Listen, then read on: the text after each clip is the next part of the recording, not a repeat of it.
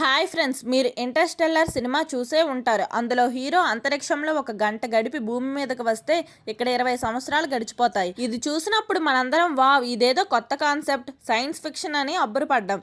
Time travel అనేది కేవలం సినిమాలోనే సాధ్యమని మనం అనుకుంటాం.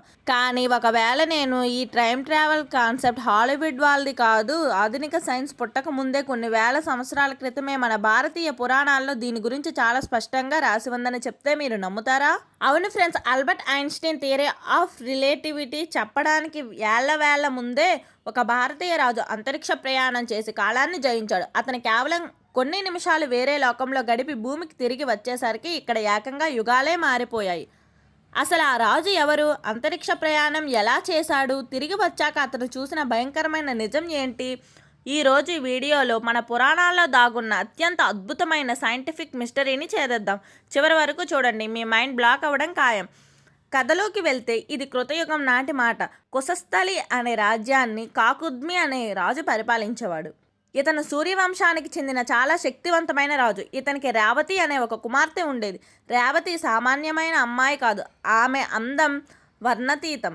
ఆమె గుణగణాలు, ఆమె శక్తియుక్తులు భూలోకంలో ఏ పురుషుడికి సాటి రానివి. రాజు కాకుద్మికి ఒకటే చింత, తన కూతురు స్థాయికి తగ్గ వరుడు ఈ భూమండల మొత్తంలో ఎక్కడా దొరకడం లేదు. ఎంతోమంది రాజులు వీరులు వచ్చారు, కానీ ఎవరూ రేవతికి సరితూగలేదు. రాజుకి ఏం చేయాలో అర్థం కాలేదు. తన కూతురి కోసం వరుడిని వెతకడం కోసం ఒక పెద్ద సమస్యగా మారింది. చివరికి అతను ఒక నిర్ణయానికి వచ్చాడు. నా కూతురి రాత రాసిన ఆ బ్రహ్మదేవుడినే అడుగుతాను, నా కూతురికి తగ్గ వరుడు ఎక్కడున్నాడో చెప్పమని. రాజు కాకుద్మి సామాన్యుడు కాదు. అతనికి కొన్ని అతీంద్రియ శక్తులు ఉన్నాయి. తన కూతురి రేవతిని తీసుకొని తన యోగ శక్తులతో భూమిని దాటి అంతరిక్షంలోకి ప్రయాణించి నేరుగా బ్రహ్మలోకం చేరుకున్నాడు. ఇక్కడే మనకి డౌట్ వస్తుంది, ఒక మనిషి స్పేస్ ట్రావెల్ ఎలా చేస్తాడు? మన పురాణాల్లో విమానాల గురించి ఉన్న ప్రస్తావనలు బహుశా నిజమేనేమో. సరే, బ్రహ్మలోకం చేరుకున్నాక అక్కడ ఒక అద్భుతమైన దృశ్యం కనిపించింది. బ్రహ్మదేవుడు సింహాసనంపై కూర్చొని ఉన్నాడు. గంధర్వులు అత్యంత మధురంగా గానం చేస్తున్నారు. అప్సరసలు నాట్యం చేస్తున్నారు. ఆ వాతావరణం ఎంత మత్తుగా ఉందంటే కాకుద్మి కాసేపు తాను ఎందుకు వచ్చాడో కూడా మర్చిపోయాడు.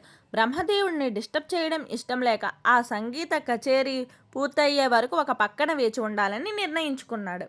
అలా ఒక ముహూర్త కాలం, అంటే మన భూమి లెక్కల ప్రకారం సుమారు 20 నుండి 48 నిమిషాలు గడిచింది. సంగీతం ఆగిపోయింది. బ్రహ్మదేవుడు కాకుద్మిని చూసి చిరునవ్వు నవ్వాడు. కాకుద్మి బ్రహ్మదేవునికి నమస్కరించి తన సమస్య చెప్పుకున్నాడు. స్వామి, నా కూతురు రేవతికి తగ్గ వరుడు భూలోకంలో దొరకడం లేదు. నేను కొంతమంది రాజుల పేర్లు అనుకున్నాను. వాళ్ళలో ఎవరికి ఇచ్చి పెళ్లి చేయమంటారని ఒక లిస్టు చెప్పడం మొదలుపెట్టాడు. అది విని బ్రహ్మదేవుడు గట్టిగా నవ్వాడు. ఆ నవ్వు వెనుక ఉన్న అర్థం కాకుద్మికి అర్థం కాలేదు. బ్రహ్మదేవుడు ఇలా అన్నాడు, ఓ రాజా, నువ్వు ఎవరి పేర్లైతే ఇప్పుడు చెప్పుతున్నావో వాళ్ళెవరూ ఇప్పుడు లేరు. వాళ్లే కాదు, వాళ్ళ కొడుకులు, మనవడ్లు, మునిమనవడ్లు, ఇలా వాళ్ళ వంశాలే ఇప్పుడు భూమి మీద లేవు. కాకుద్మి షాక్ అయ్యాడు. ఏంటి స్వామి మీరు చెప్పింది? నేను ఇక్కడికి వచ్చి కేవలం 20 నిమిషాలే కదా అయ్యింది.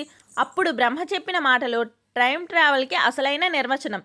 కాకుద్మి, బ్రహ్మలోకంలో కాలం నడిచే వేగం వేరు, భూలోకంలో కాలం నడిచే వేగం వేరు. నువ్వు ఇక్కడ గడిపిన ఈ కొద్ది నిమిషాల్లో భూమి మీద 27 చాతుర్యాలు గడిచిపోయాయి.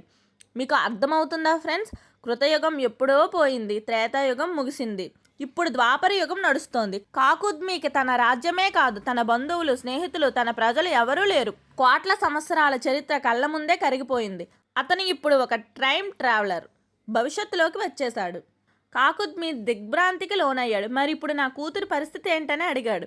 బ్రహ్మదేవుడు అతన్ని ఓదార్చి, భయపడక రాజా, ఇప్పుడు భూమి మీద ద్వాపర యుగం నడుస్తుంది. సాక్షాత్తు శ్రీ మహావిష్ణువు శ్రీకృష్ణుడిగా అవతరించాడు. అతని అన్నయ్య బలరాముడు ఉన్నాడు. అతను ఆదిశేషుని అంశ.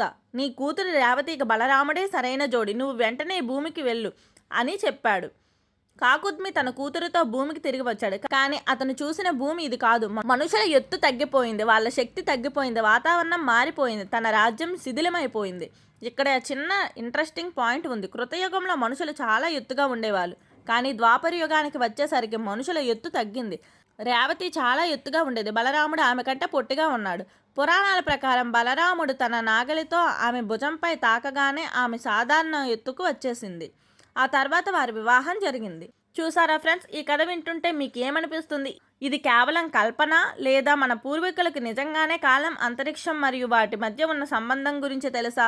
ఐన్స్టీన్ చెప్పిన గ్రావిటేషనల్ టైం డైలేషన్ సూత్రం ప్రకారం గురుత్వాకర్షణ శక్తి ఎక్కువగా ఉన్న చోట కాలం నెమ్మదిగా నడుస్తుంది. బ్రహ్మలోకం అనేది అత్యంత శక్తివంతమైన ప్రదేశం కాబట్టి అక్కడ కాలం నెమ్మదిగా నడిచింది, భూమిపై వేగంగా నడిచింది. వేళ్ల ఏళ్ల క్రితం రాసిన పురాణాల్లో ఇంత పర్ఫెక్ట్ సైంటిఫిక్ లాజిక్ ఎలా ఉంది అనేది ఇప్పటికీ మిస్టరీనే. మన పురాణాలు కేవలం భక్తి కథలు మాత్రమే కాదు, అందులో ఎన్నో విజ్ఞాన శాస్త్ర రహస్యాలు దాగున్నాయి అనడానికి కాకుద్మతి కథే ఒక పెద్ద ఉదాహరణ.